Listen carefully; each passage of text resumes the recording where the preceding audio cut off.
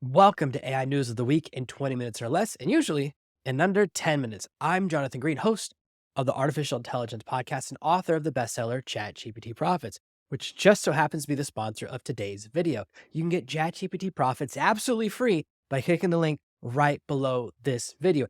As always, there were dozens of stories this week that simply didn't make the cut. I only cover the stories that affect how you can use AI to run your business, and I really operate by the Pareto principle, the 80-20. I want to give you the 20% of the stories that's most effective. And usually it's only 1 to 2% of the stories because most of them are just not useful for you. Because my goal is to give you as much information that's useful for your life as possible in as little time as possible.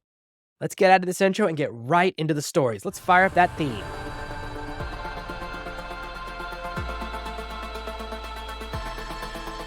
Our first story comes to us from Leonardo.ai. They have a new element called Elements, which is part of LoRa, and it's a new way to add a modifier. They have some really cool things like coloring book, folk art illustration, kids illustration, toon, and anime. Most likely you've seen people using dragon scales, which is really cool. Now you can have a suit that looks like it was made out of dragon skin. And you may have also seen glass core.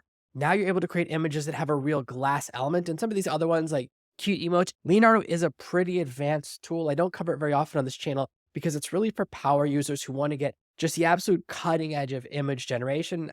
I tend to focus on Midjourney, which is going to be our next story. But before I jump into that, let me know, do you want me to cover more Leonardo stories, do more Leonardo tutorials, and take you to the cutting edge of image generation? Or do you just want that workhorse usability? Let me know in the comments right below, because that will affect what happens in future episodes of AI News of the Week and the tutorials that I create in between these episodes. Our next story, well, it does come from Midjourney. They just released their office hours a few hours ago. And here's the biggest updates. There's no big changes to the website.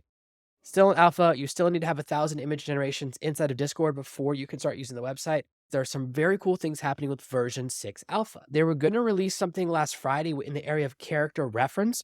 We already have style reference. When you add in character reference, this is going to be a game changer. I was working on a character reference tutorial, and now I'm thinking I might have to hold off a couple of days for exactly this. They're focusing on character consistency, which should be coming out in a new update in the next few days. It's going to be an absolute game changer, and I promise to cover it on this channel. Additionally, they're going to start adding the ability to add weights, which means you'll have a style reference and you'll have a character reference. So you can say, I want it to look like this person this much, and I want it to look like this style that much. It's going to allow you to really do some cool stuff. I will cover this in the tutorial. I promise. This has me very excited. They're additionally adding this for Niji, which is their anime or manga style, Japanese cartoon style. These are going to be some very exciting things.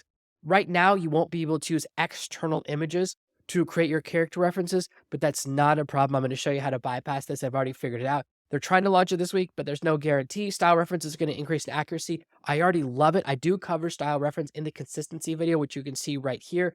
It has been the most popular video I've posted the last 2 weeks for good reason. It's an absolute game changer when it comes to image generation. They are going to be releasing Describe for version 6. When that does, I'll cover that as well, but it's not out just yet. Turbo mode is coming very soon, which means you can do even faster image generations. The long and the short of it is there's a couple of new features coming in the next few days, and when they come out, I will be covering them in new videos. Our next story comes to us from Mistral.ai. You may not be aware of this platform, but they released their model just before Claude 3, which don't worry, that is our next story. Here's what's important. They did not go after the king. They put themselves in second place. It might seem silly, but Mistral is open source. This is a completely free, completely open source model that you can do whatever you want with it. You have a lot more freedom and you can really build some very cool things on top of this. And right now it's ahead of Claude 2.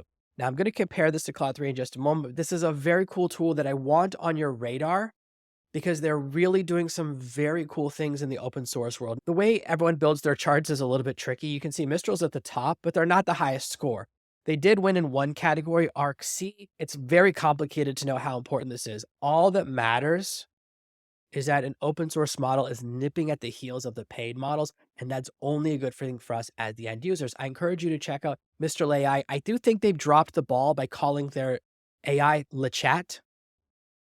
It's the first AI that doesn't have a proper name, because we're not going to call someone, oh, that's my friend, the chat.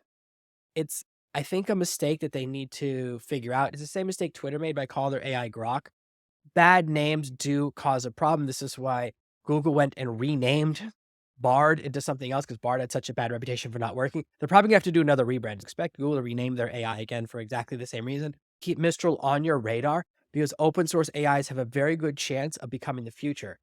Our next and final story comes to us from Claude. Claude 3 was released this week and pushed itself into the top position. There are some really big things happening here. A bunch of programmers have been testing it this week, and it's winning in a lot of categories. It's now a better programmer, better designer, has some better character prompt characteristics. I put out a video this week that I encourage you to test, checking out Claude 3 Sonnet, which is the free version. It's very interesting. The one limitation, as I cover in that video, was that you just can't do very many prompts. It kept hitting the window of saying too many prompts, too many prompts, too many prompts. That limitation is a little bit annoying, but I have a feeling that Claude 3 Opus, which I'll be testing in a video in the next few days, is going to be the future for a while. The question is, how long can Claude 3 hold the title? A lot of people will switch to Claude 3 and then ChatGPT 5 comes out and suddenly we're switching back. I want to ask you guys a critical question. Let me know in the comments below. What will it take for you to switch your primary daily driver AI? Because that's a very important question to me. That's going to really affect how I create content and what I put on this channel. If you guys want to see more Claude 3 demonstrations, well, that's what I'm going to do. I'm going to grab the paid version of Claude 3 Opus so I can create more demo videos and use that inside of my training courses. But if you want to see that on these channels as well, just let me know because I want to give you the content that you need. The value of a smaller channel is that I listen to and read every single comment from you guys, and it really gives you the power to direct the channel in whatever direction you want to go. Very interesting to see what Claude 3 is doing. They have some very powerful things. The cool thing is that their free version also has vision, which ChatGPT 3.5 obviously doesn't have. At this point, ChatGPT 3.5 is kind of long in the tooth. It hasn't really been updated in about a year. So this new Claude 3 Sonnet, that's really the dominant free AI. However, if we go back to our charts from Mistral, we can see that actually Mistral Large is better than the free version of Claude. So the best free AI out there right now is still a pure open source model. Overall, I think Claude is doing some very interesting things, and now they've really entered the arena.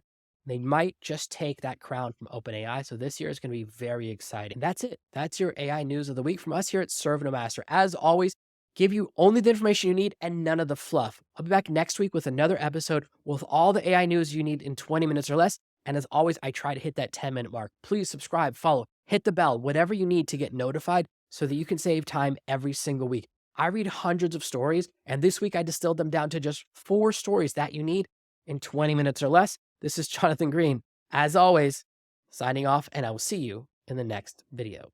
Thank you so much for watching one of my videos. Hit the like button, and then I've got a couple of sweet videos that I think you're gonna like. I've got one here and another one over here. You're gonna love them.